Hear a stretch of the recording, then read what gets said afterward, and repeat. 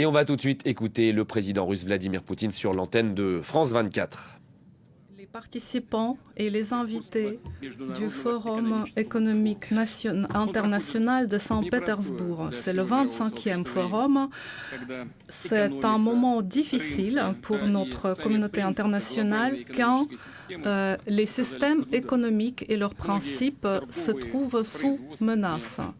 Plusieurs connexions commerciales, logistiques et autres qui ont été menacées déjà par la pandémie de Covid sont menacées de nouveau.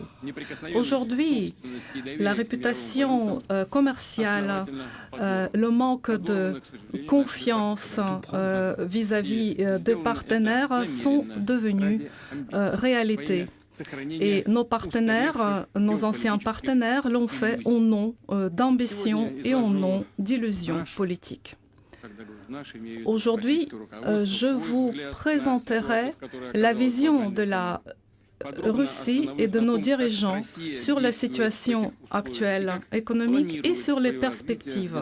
Et je vous dirai également comment la Russie prévoit d'agir dans des conditions économiques qui changent rapidement. Il y a 2 ans, quand je parlais au forum de Davos, je disais que l'époque de monde monopolaire est terminée. Cela est terminé malgré toutes les tentatives de la préserver et de la conserver même par tous les moyens possibles. C'est un mouvement historique naturel, car il est très difficile de combiner la variété culturelle économique avec le seul standard. Les standards qu'on essaie d'imposer à partir d'un seul centre. Et le défaut est contenu dans l'idée que si c'est seulement les États forts qui prennent toutes les décisions, cela ne peut pas fonctionner. Et quand toutes les décisions travaillent seulement dans un côté, seulement quand on joue seulement dans un sens. Les États-Unis, ayant prononcé leur victoire dans la guerre froide, se sont vus en tant que missionnaires de Dieu sur la terre, qui ont les intérêts qui sont considérés comme sacrés. Ils n'ont pas remarqué que pendant les 10 dernières années, dans le monde entier, de nouveaux centres puissants se sont développés. Et ces centres développent leur propre modèle d'institution et de croissance économique. Ils ont droit de défendre leur souveraineté nationale. Il s'agit de processus naturels. Il s'agit également de changements tectoniques dans l'économie mondiale, dans tout le système de relations internationales où le rôle des États dynamiques ayant des perspectives est croissant. Les États qu'on ne peut plus ignorer. Je répéterai, ces changements ont un caractère fondamental et indéniable. Je dirais qu'il est impossible de rester assis et attendre que tout redevienne comme avant. Non, cela ne va pas se produire ainsi. Mais il semblerait que certains leaders d'États occidentaux restent centrés sur leurs illusions et s'accrochent aux idées du passé, car ils pensent que la domination par l'Occident du système économique mondial est éternel. Non. Ils nient simplement la réalité. Ils essayent de contredire le courant de l'histoire en restant dans leurs propres illusions, en restant dans l'illusion d'État de ce qu'on appelle le milliard d'or. et regardent le reste du monde comme leur colonie. Et les habitants de ces pays sont considérés par eux comme des hommes, disons, de deuxième catégorie, d'où provient leur désir de punir ceux qui ne rentrent pas dans les rangs, qui ne veulent pas se soumettre. Et en même temps aussi, ils violent leurs propres principes éthiques et mettent en doute la souveraineté de certains États. Par exemple, la Yougoslavie, la Syrie, la Libye, l'Irak, pour n'en nommer que quelques-uns. On essaye d'isoler les États qui vont à l'encontre de leur opinion. Même le sport, même les Jeux olympiques, même la culture sont interdits sous le motif de leur provenance.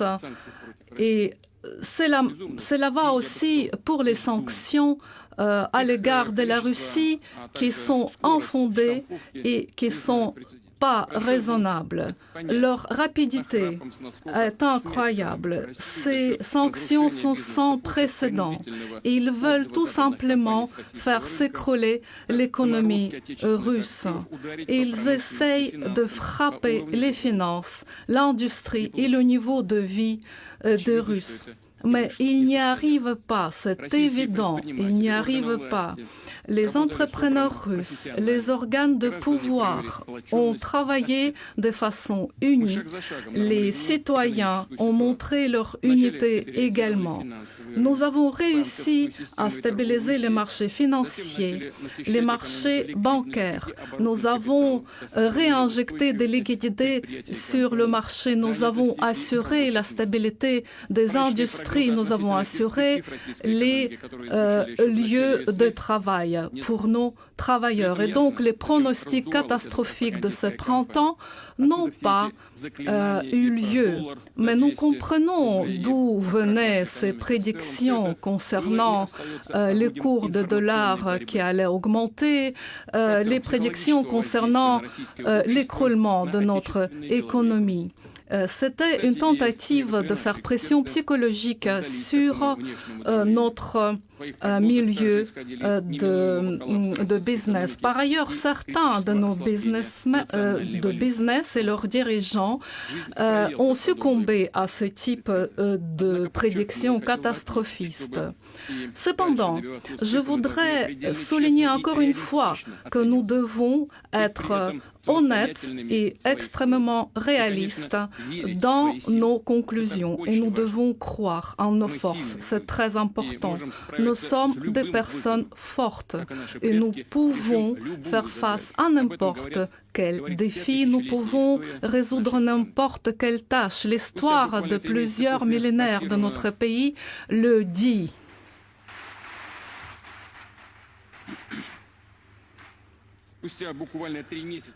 3 mois après les sanctions sans précédent, nous avons réussi à mitiger l'inflation. Aujourd'hui, elle ne fait que 16,7%.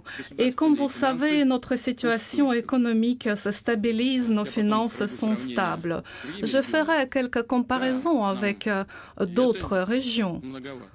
Oui, bien sûr, on pourrait dire que 16,7, c'est énorme du point de vue global. Mais dans cette situation-là, c'est peut-être pas si négatif que cela. Nous avons eu un profit de 3 milliards de roubles. Et donc, cette situation positive avec notre budget national a plus que quadruplé les prévisions que nous avons eues.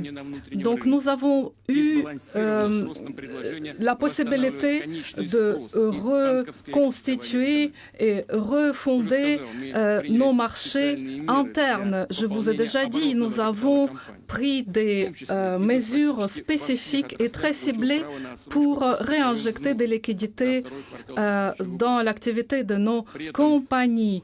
Et tout ceci dans le deuxième trimestre de cette année. Et aujourd'hui, les entreprises nationales ont beaucoup plus de souplesse pour leur fonctionnement pendant le troisième trimestre. En ce qui concerne les paiements d'assurance, ils pourront être retardés également et on pourra le faire pendant 12 mois à partir du mois de juin de l'année prochaine. Nous avons également baissé les taux d'hypothèque au mois de mai qui représente 9%. Nous avons prolongé le programme de soutien de ce taux bas pour permettre aux Russes de continuer à investir dans l'immobilier. Et ensuite, également, les taux d'intérêt des banques russes continuent à descendre. Notre banque centrale continue à descendre son taux d'intérêt et je propose de descendre encore une fois le taux d'intérêt concernant les hypothèques jusqu'à 7%. Mais ce à quoi je voulais attirer votre attention, c'est que l'action des programmes initiés durera le même temps et se terminera à la fin de cette année. Donc, les sommes de crédit maximum restent 12 millions de roubles pour Moscou et Saint-Pétersbourg et 10 millions de roubles pour le reste de notre pays. Nous avons bien évidemment attiré plus de crédits pour les investissements à long terme. Et notamment, nous devons soutenir les structures économiques et nous devons le sortir du domaine de soutien étatique vers les structures financières. Et nous allons allouer 120 milliards de roubles pour le soutien de ces programmes, ce qui permettrait de nouvelles lignes de crédit pour de nouveaux projet pour un demi-trillion de roubles. Je vous disais que le blitzkrieg économique contre la Russie n'a pas eu de succès. Et comme vous savez, l'arme de sanctions, en fait, elle va dans les deux sens. Et cela est démontré par les quelques années dernières. Et cette arme, elle menace également ceux qui l'inventent et ceux qui l'utilisent. Nous savons que parmi les leaders des États européens, au niveau informel, des perspectives assez inquiétantes sont discutées. Ils disent que non seulement contre la Russie qu'ils vont établir ce type de sanctions, mais contre tous ceux qui sont contre leur politique, y compris les membres de l'Union européenne. Mais ils ont déjà menacé leur propre économie en introduisant ces sanctions. Nous avons déjà vu comment les problèmes économiques et sociaux se sont renforcés et accentués en Union européenne et aux États-Unis. Nous voyons à quel point le niveau de vie des Européens diminue. Nous avons fait quelques calculs et depuis le début des sanctions, les pertes de l'Union européenne pourraient constituer 400 millions de dollars vers l'année prochaine. Ce sont les conséquences directes des sanctions et ce sont les Européens qui vont payer ce prix-là. Maintenant, l'inflation dans les États membres de l'Union européenne a dépassé 20%. Je vous ai donné les chiffres concernant notre inflation et le niveau d'inflation de l'Union européenne. Mais eux, ils ne mènent pas d'opérations militaires. Et vous voyez, chez eux aussi, le niveau d'inflation est le plus haut depuis les 40 dernières années. Mais nous avons déjà réussi à procéder à l'indexation de nos salaires ainsi que de nos retraites pour assurer le niveau de vie minimal des couches les plus défavorisées de la population. Et nous avons réussi également à soutenir notre système bancaire. Bien évidemment, nous comprenons que la situation actuelle est toujours difficile pour nos citoyens et je remercie que nos citoyens ont fait retourner beaucoup d'argent dans les banques vu ce taux d'intérêt assez élevé. Nous savons que l'inflation actuelle mange une grande partie d'économie de nos citoyens. Nous savons aussi que les pertes pour les compagnies européennes sont énormes. Nous savons que l'économie européenne perd de la rapidité de sa croissance de façon systémique pour plusieurs années. Ils ont des problèmes systémiques profonds qui sont là et qui vont croître. J'en ai également parlé à Davos. Les conséquences directes des politiques européennes actuelles seront l'exacerbation de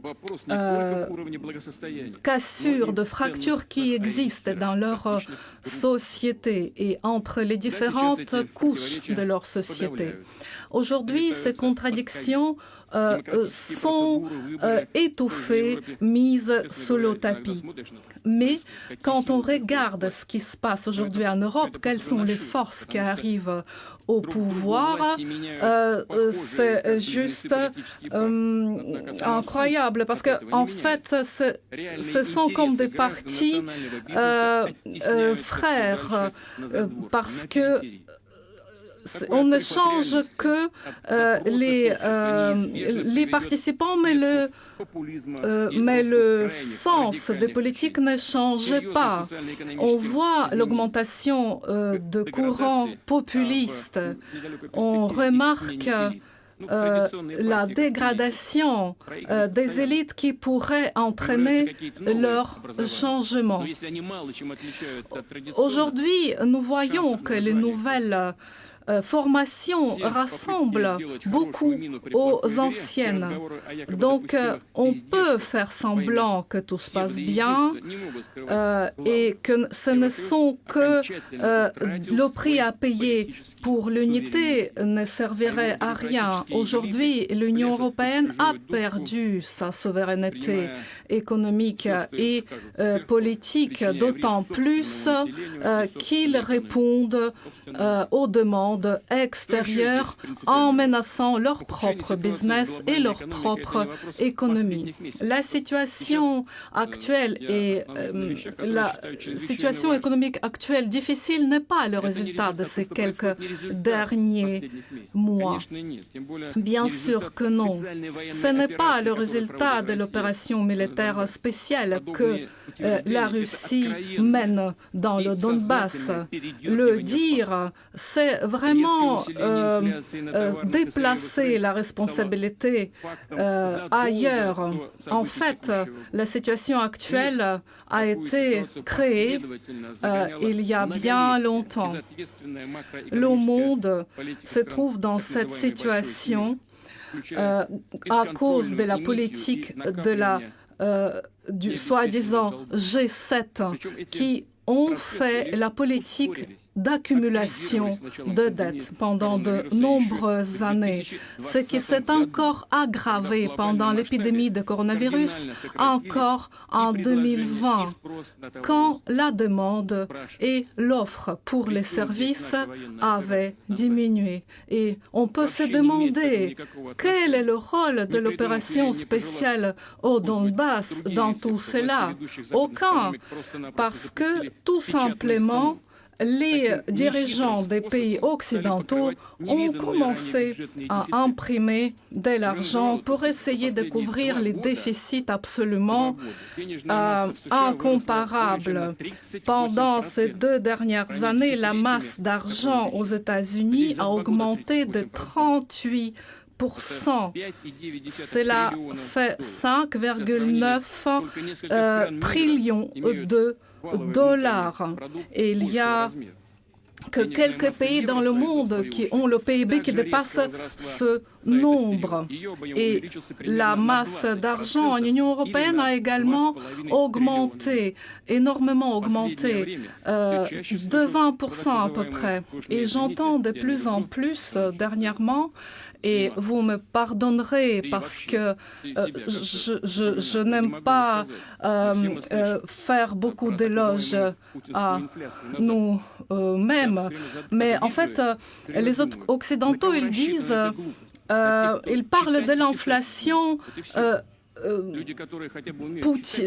Poutine. Mais je pense que toutes les personnes qui savent réfléchir comprennent ce qui se passe réellement, car l'opération militaire spéciale au Donbass n'a rien à voir avec l'augmentation des prix sur les denrées alimentaires et énergétiques et ainsi de suite.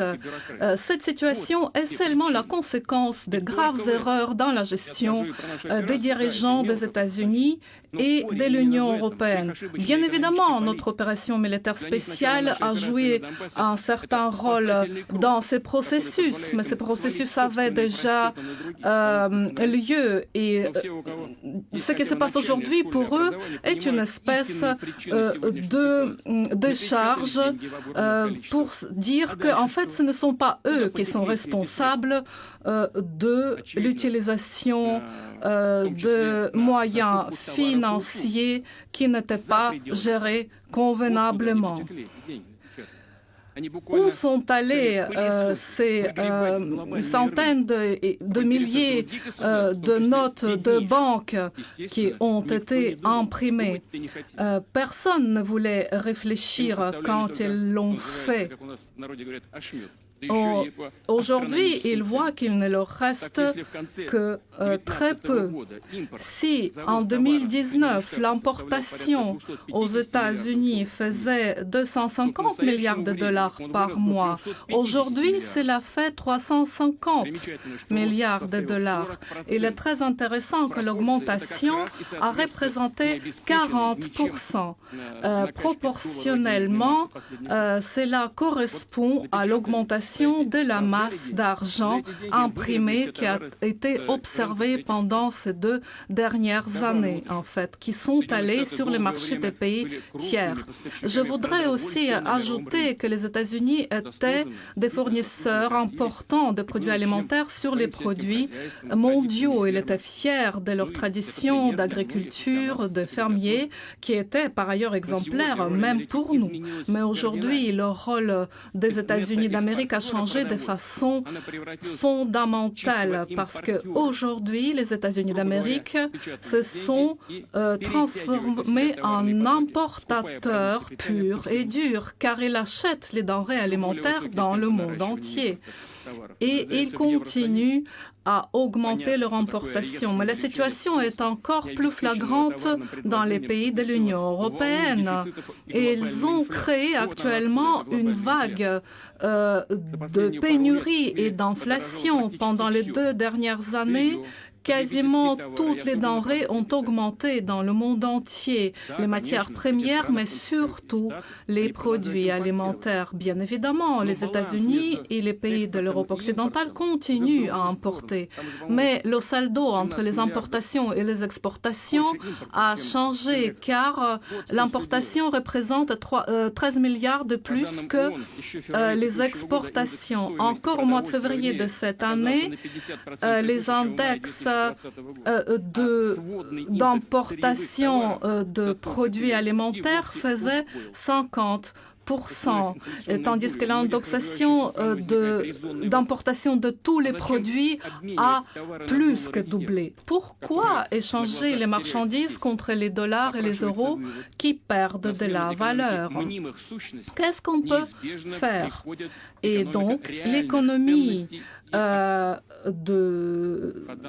l'économie qui n'est pas réelle, en fait, va être changée par une économie qui est basée sur les réalités.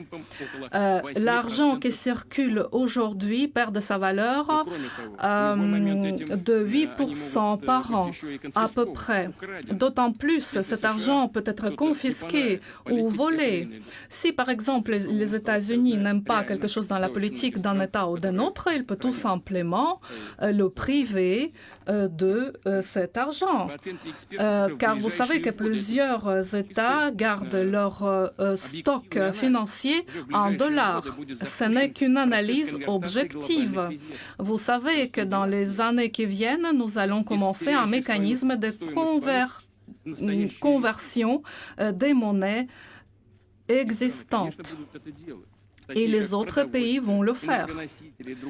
Cela va concerner les produits alimentaires, les matières premières et ainsi de suite. Cela va augmenter encore plus l'inflation du dollar. Concernant l'Europe, bien évidemment, l'augmentation de prix actuelle et la politique actuelle qui n'est pas très visionnaire vont continuer à augmenter les prix sur les sources d'énergie.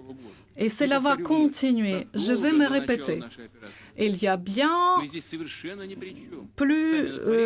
a longtemps, bien avant le début de notre opération militaire spéciale, ces prix ont augmenté. Donc il ne faut pas nous accuser de cela. Leur politique a également entraîné la diminution de production d'engrais, notamment d'engrais azotés. Les prix globaux sur les engrais azotés ont augmenté de 70% pendant la dernière année. Aujourd'hui, on continue à bloquer la logistique de livraison d'engrais depuis la Russie et la Biélorussie. La situation devient de plus en plus difficile. Et il est très facile de prévoir ce que ça va entraîner. Cela va entraîner la diminution de production de produits alimentaires, ce qui veut dire que cela va créer des pénuries, ce que les prix vont augmenter encore et encore, et que ce sont les pays les plus pauvres qui vont souffrir. Et tout cela a été créé par les États-Unis et les bureaucrates européens. Je me répète encore une fois, cela n'a pas été créé il y a quelques mois et à cause de la Russie, comme certains démagogues l'affirment. Non. Évidemment, ce serait peut-être même agréable pour nous de savoir que nous sommes aussi puissants, que nous sommes capables de changer la situation dans le monde à un tel point. Ce serait peut-être flatteur. Mais cela ne correspond pas à la réalité. Cette situation, elle mûrissait pendant des années. Elle était créée par le manque de vision de ceux qui prenaient des décisions concernant les émissions financières pour changer les flux financiers, pour créer encore plus de déficits et pour provoquer des catastrophes humanitaires dans certaines régions. C'est encore une fois cette politique coloniale qui est devenue beaucoup plus fine, car elle est très difficile de comprendre du premier regard ce qui se passe réellement.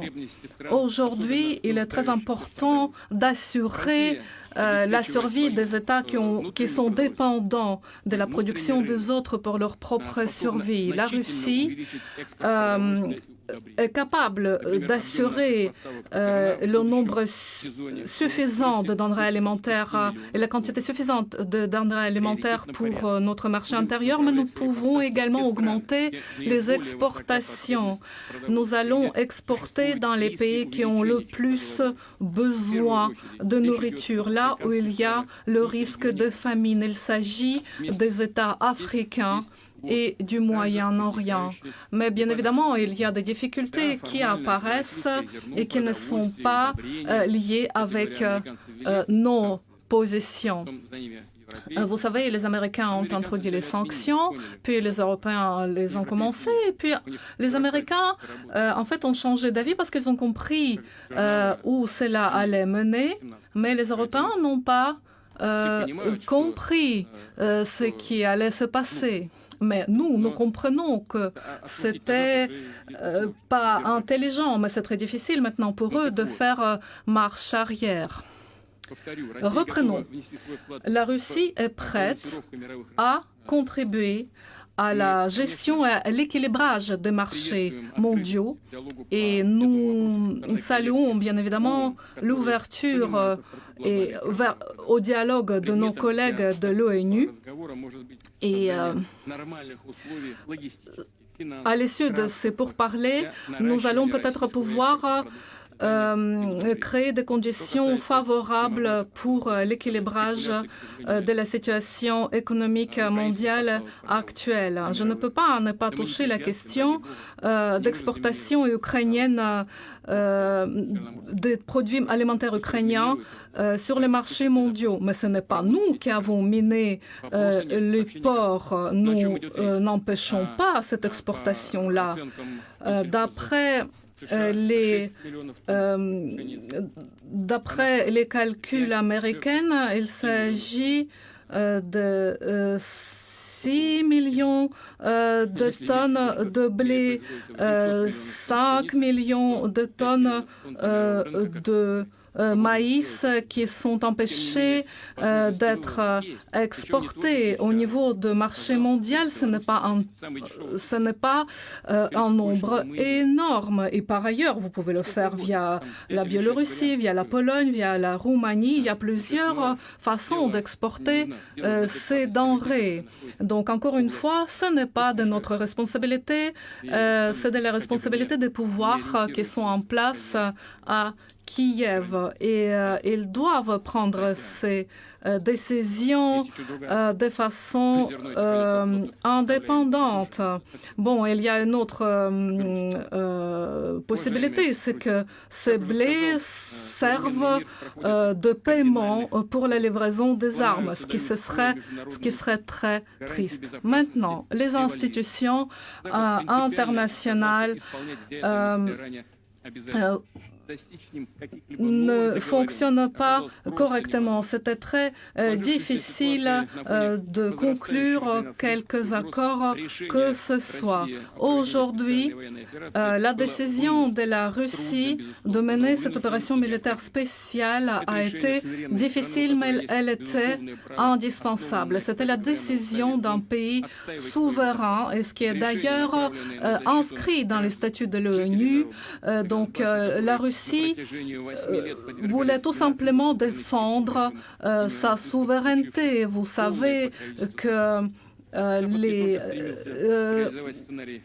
les Russes étaient objet de génocide pendant plusieurs années.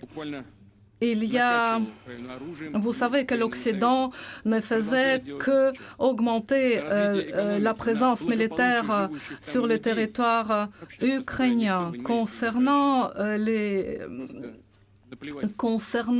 la situation économique des habitants de l'Est de l'Ukraine, ça n'intéressait personne. Mais des sommes énormes d'argent ont été allouées pour la russophobie et pour la livraison des armes. Aujourd'hui, les défenseurs des territoires de l'Est de l'Ukraine luttent pour leur droit de définir où appartiendra leur avenir.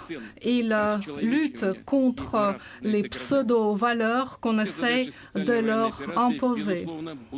Bien évidemment, tous les objectifs de notre opération militaire seront atteints.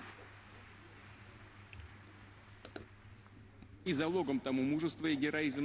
le gage pour cela est le courage et l'héroïsme de nos hommes, ainsi que le soutien de notre société qui donne le soutien à notre armée, la compréhension de la vérité historique que nous défendons, ce qui est de soutenir et de protéger la souveraineté de notre État. Aujourd'hui, au XXIe siècle, la souveraineté ne peut être partielle. Elle ne peut qu'être complète avec toutes les composantes qui s'ajoutent les unes aux autres. Donc nous ne devons pas que défendre notre identité nationale, mais aussi nous devons promouvoir notre indépendance économique. La construction des sanctions économiques occidentales a été construite sur une thèse fausse, que l'économie russe n'est pas souveraine, qu'elle est vulnérable. Ils se sont tellement épris de leur propre idée du côté retardé de l'économie russe qu'ils n'ont pas compris à quel point notre pays a changé pendant ces quelques dernières années. Et comment nous avons changé, comment nous avons travaillé sur notre sécurité macroéconomique, sur notre sécurité alimentaire, comment nous avons avancé dans le domaine de notre indépendance financière. Bien évidemment, la situation actuelle pose devant nous quelques défis, par exemple la livraison de pièces détachées. Les chaînes logistiques sont brisées, mais en même temps, ces défis nous donnent de nouvelles possibilités. Nous en parlons souvent, mais c'est la réalité. C'est une stimulation assez importante pour développer notre potentiel économique, scientifique, intellectuel. Bien évidemment, il est impossible de résoudre une tâche d'une telle complexité rapidement. Nous devons travailler dans une perspective à long terme. Et en réalisant les plans de développement de l'économie de notre pays ne sont pas changés. Il n'y a que les façons de les atteindre qui changent. Et je voudrais toucher quelques points importants pour le développement de notre pays. Premier point, c'est l'ouverture. Nous avons toujours visé le partenariat d'égal à égal. Et vous savez, ceux qui sont dépendants cherchent toujours les responsables pour leurs propres problèmes et dépendent de leurs suzerains. Et vous savez que la Russie ne va pas aller vers l'auto-isolement. Nous allons continuer à chercher des partenariats avec tous ceux qui veulent continuer à collaborer avec nous. C'est une majorité d'États du monde. Tout le monde le sait. Je ne dirai rien de nouveau si je rappelle que tous ceux qui veulent travailler avec la Russie subissent des sanctions ouvertes, parfois même les menaces ouvertes de la part des États-Unis. Parfois, un tel chantage ne vaut pas grand-chose quand de vrais leaders dirigent tel ou tel pays et que ces leaders comprennent où sont leurs véritables intérêts. Et la Russie va continuer à augmenter la coopération avec ces États. Bien évidemment, nous allons continuer à coopérer avec les entreprises occidentales qui, malgré tous les bâtons qu'on leur met dans les roues, continuent à collaborer avec nous. nous allons créer une nouvelle plateforme de paiement indépendante pour augmenter et faciliter les structures logistiques. Nous développons les nouveaux couloirs logistiques. Nous construisons les nouveaux ports de cargaison, notamment dans les mers nordiques ainsi que dans le bassin de la mer Caspienne et de la mer Noire, ce qui permettrait des canaux de communication avec les pays de l'Asie centrale et de Proche-Orient. Ce n'est pas que le commerce international qui est important, mais c'est aussi la coopération humanitaire, sportive et culturelle qui importe dans l'établissement et le renforcement de ces contacts. Le deuxième principe de notre développement durable, ce sont les libertés économiques. Chaque initiative privée qui va viser le bien-être de la Russie doit être soutenue. La pandémie nous a montré à quel point la flexibilité et la liberté économique sont importantes, car il est possible d'être concurrentiel sur le marché mondial en s'adaptant aux réalités changeantes. Il est très important d'assurer le développement de l'économie en s'appuyant sur les business privés. Vous savez que nous avions un moratoire sur les vérifications de petites et moyennes entreprises jusqu'à 2018. Nous l'avons étendu jusqu'à l'année 2021. Et vous savez que nous avons encore diminué les vérifications de tous les représentants de business privés à condition qu'ils ne soient pas dangereux pour l'environnement. Donc, nous vérifions de moins en moins nos business privés. Nous les avons diminués de 6 fois l'année dernière. Pourquoi? Parce que,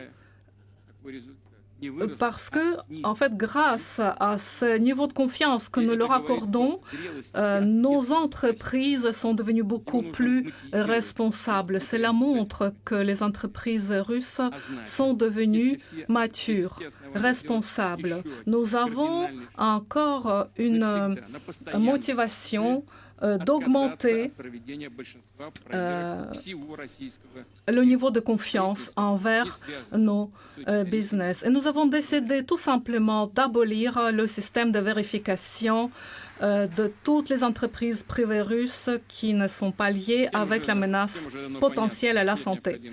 Et tout le monde le comprend que on peut adapter une approche orientée aux risques. Et je demande nos dirigeants des structures économiques d'élaborer les programmes qui y correspondent pour minimiser les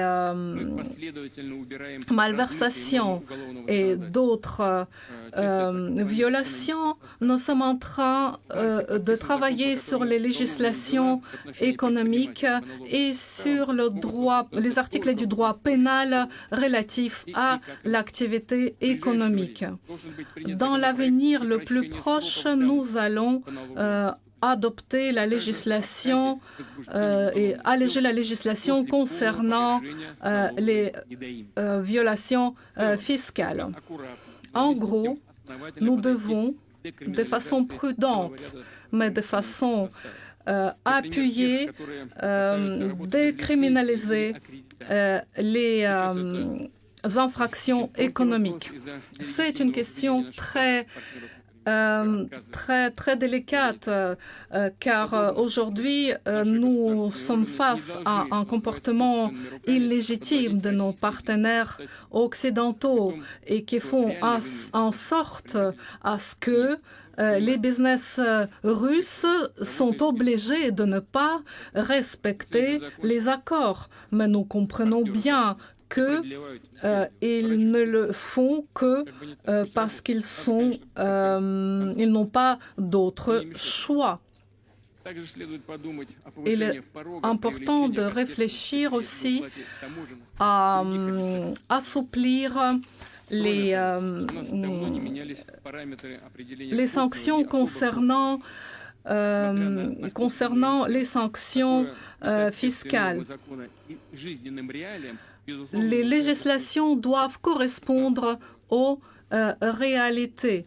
Et nous travaillons là-dessus depuis 2016, notamment dans le domaine de l'inflation. Et enfin, nous devons revoir les délais de détention provisoire envers les acteurs économiques.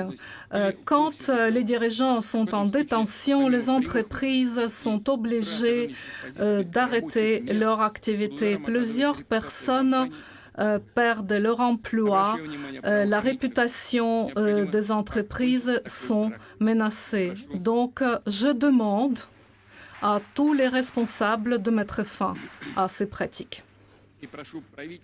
Et je demande au gouvernement de préparer ensemble avec la Cour suprême de préparer les amendements correspondants dans la législation. Concernant le Conseil de sécurité, nous devons également travailler sur les affaires criminelles qui sont ouvertes et qui ne sont pas menées à bien. Qu'est-ce qui est derrière tout cela? Certaines affaires sont ouvertes sans fondation ou bien sont utilisées pour effectuer la pression sur tel ou tel acteur économique. Nous allons discuter de ce sujet encore une fois et plus en détail en automne. Sans doute, le rôle important pour créer une atmosphère propice à l'activité économique est discutée lors de ce forum de Saint-Pétersbourg. Notre agence des initiatives stratégiques effectue une évaluation constante des acteurs économiques nationaux. Et aujourd'hui, la région de Moscou est montée, elle était à la 8e place et maintenant elle est à la 3e place. Les régions de Tula, de Sakhalin, Saint-Pétersbourg, Bachkortostan ont également augmenté. Aussi les régions de Kourgan qui a augmenté de 36 positions, les régions de Perm et d'Altaï, Ingushétie en correspondance de 36-24%. Je voudrais remercier nos collègues dans les régions pour leur travail efficace. Et bien évidemment, notre gouvernement fédéral doit soutenir les initiatives économiques des personnes particulières, surtout dans les régions éloignées. Il s'agit également de programmes de production et de vente de produits écologiques sur notre marché intérieur. Il est très important de créer de nouvelles possibilités, de créer des terrains logistiques électroniques. Il est très important de moderniser également le fonctionnement de la poste russe. Il est important d'aider les petites et moyennes entreprises, les entrepreneurs individuels à obtenir les nouvelles compétences. Nous allons focaliser sur les petites villes et nous allons focaliser sur le développement de petites et moyennes entreprises. Je voudrais m'adresser aujourd'hui aux dirigeants de grandes entreprises, aux gestionnaires. Chers collègues, chers amis, un succès véritable, le sentiment de dignité et de respect vis-à-vis de soi-même viennent seulement quand on lie notre propre avenir ainsi que l'avenir de nos enfants avec l'avenir de notre Voilà patrie. donc pour ce long extrait du discours de Vladimir Poutine au Forum économique de Saint-Pétersbourg.